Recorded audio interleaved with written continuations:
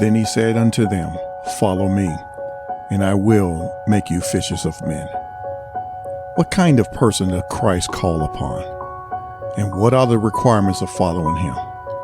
This passage shows us that Christ calls the ordinary people such as you and I. And when he calls, we ought to make ourselves available to him. Hello again, God's beautiful people. It's another good and perfect day. It's one that we've never seen before, and when it's all said and done, it's one that we shall never ever see again. On this episode, we're going to discuss in just a few small steps what it takes to become fishers of men. Now, I recently tried my hand at fishing, and I must say that it is harder than it looks.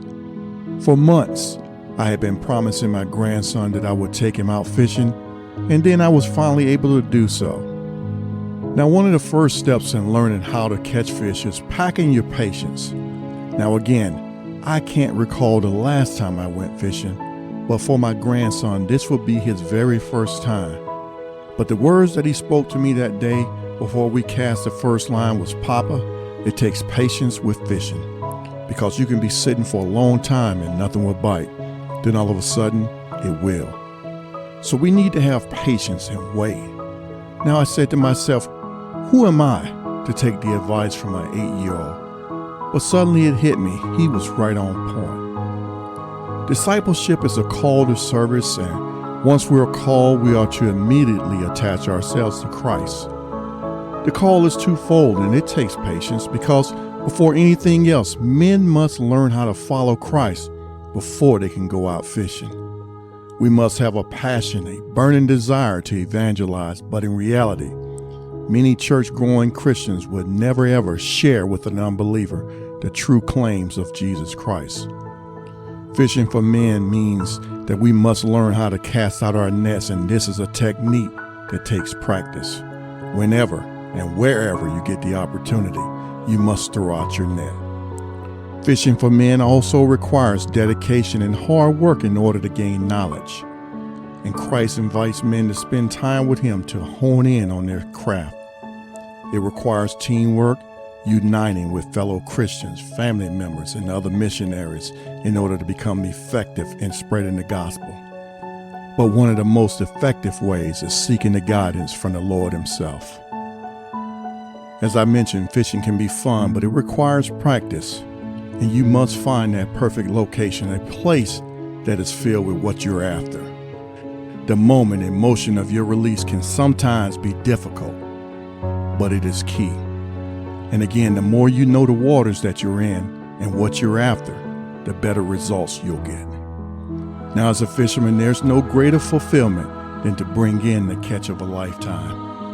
And it's the same feeling one gets that when he helps to bring in a soul to the saving faith of Jesus Christ. Soul winning is fishing for men because it brings them out of death and into a beautiful life with the Father. When Jesus says to cast your net, he reminds us to trust his vision because he can see what we cannot. The call is on, he says, follow me. When we follow Jesus, we must be separated to him so we may pursue his objective. We must follow him to belong to him, and we must abide with him in order for his spirit to catch us. I will make you, he says. Our discipleship with the Lord makes us fit to be used as true soul winners are not self-made, but are Christ-made. He makes us true fishers by inclining others to enter into the gospel net. Just as true fishermen know the secrets of when and where fish will bite, the fisher for God must ready himself day and night because there's no telling when that call may come.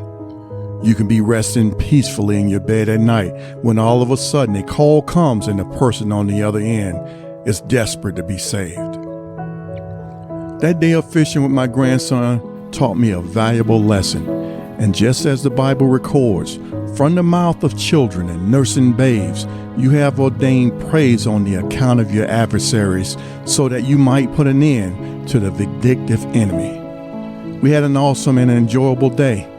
And just as we were about to pack it up and end for the day, he received a certain bite on his line. Now he's a little bit small, and I didn't want this one to get away, so I had to help him fight to reel that in. And that fish, it put up quite a fight, but in the end, we won out. And from the words of my grandson, you must be patient in order to be successful. It's a day that we will both remember for the rest of our lives. Well, that's my time. I pray that you all have a blessed week, teaching them to observe all things that I have commanded you. And lo, I am with you always, even to the end of age. Amen. One love, 5 minutes.